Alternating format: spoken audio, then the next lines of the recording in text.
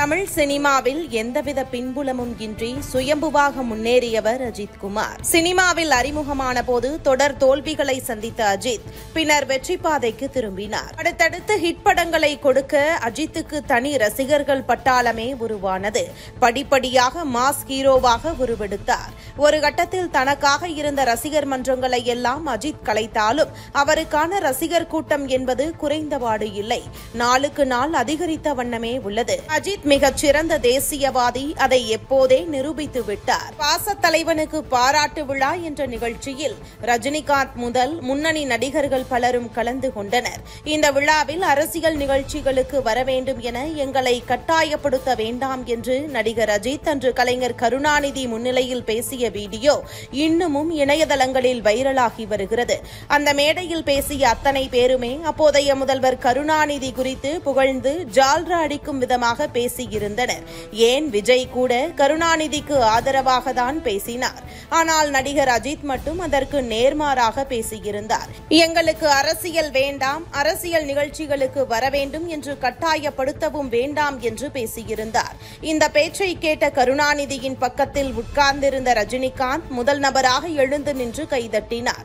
திமுக எப்போதுமே தனது சொந்த பலத்தில் வெற்றி பெற்ற சரித்திரமே கிடையாது. சினிமா துறையில் பின்னால் செல்வது, அவர்களை வைத்து விளம்பரம் தேடுவது, கூட்டணி கட்சிகளை வைத்துத்தான் வெற்றி பெற்று வந்தது. இதற்கிடையில் அவர்கள் அரசியலில் பெரிதும் நம்பிய சினிமா துறையே அவர்களுக்கு எதிராக மாறியுள்ளது. ஆம், விஜய் அரசியலில் குதித்தது திமுகவுக்கு பெரும் அதிர்ச்சியை தான் கொடுத்திருக்கிறது. உதயநிதியின் அரசியல் வாழ்க்கைக்கு விஜயின் அரசியல் பயணம் முற்றுப்புள்ளி வைத்து விடுமே என்ற பயத்தில் மூழ்கியிருக்கிறது அறிவாலயம். இதனைத் தொடர்ந்து நடிகர் அஜித்குமார் பங்கேற்கும் கார் பந்தயம் குறித்து உதயநிதி அவ்வப்போது டுவீட்டுகளை தெரிவிக்க விட்டார். அஜித்தை திமுகவுக்கு ஆதரவளிக்கும் வகையில் சமூக வலைதளங்களில் செய்திகளும் பரப்பப்பட்டது.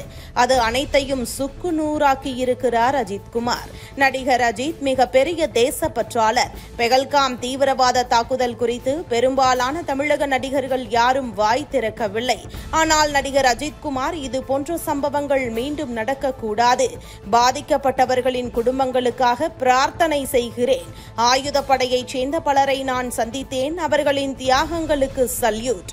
நாம் நிம்மதியாக தூங்க அவர்கள் கடினமாக உழைக்கிறார்கள் என தெரிவித்தார். அடுத்ததாக பிரதமர் மோடி குறித்து பெருமையாக பேசினார்.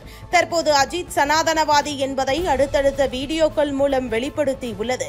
அறிவாலயத்தில் இது பெரும் சர்ச்சையையும் ஏற்படுத்தியுள்ளது. கடந்த சில நாட்களுக்கு முன்பு அஜித்குமார் தன்னுடைய குடும்பத்தாருடன் பாலக்காட்டில் உள்ள பகவதியம்மன் கோவிலில் சுவாமி தரிசனம் செய்தார். மேலாடை அணியாத நிலையில் அஜித் தனது மார்பின் வலது பக்கத்தில் பச்சை குத்திக் கொண்டிருந்தது இணையதளத்தில் கவனம் பெற்றிருந்தது. தற்போது திருப்பதி கோவிலுக்கு அஜித்குமார் சென்றிருக்கிறார். அங்கு வரிசையில் நின்று சாமி தரிசனம் செய்து ரசிகர்களுடன் போட்டோ எடுத்துக் கொண்டார். இந்த நிகழ்வு வீடியோவாகவும் வெளியாகி இணையதளத்தில் வைரலாகி கொண்டிருக்கிறது. அஜித் ஒரு தேசப்பற்றாளர், ஆன்மீகவாதி என அனைவருக்கும் தெரிந்தாலும் தான் ஒரு நல்ல மனிதன் என்பதை நிரூபித்து வருகிறார் அஜித்குமார்.